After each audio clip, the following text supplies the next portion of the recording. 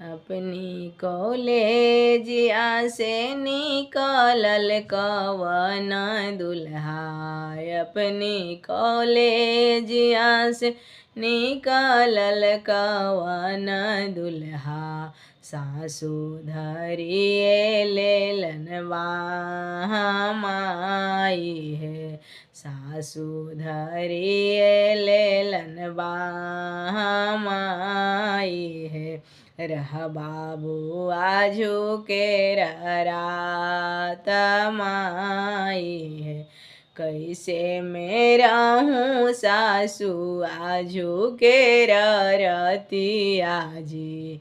कैसे मेरा हूँ सासू आजू के रतिया जी।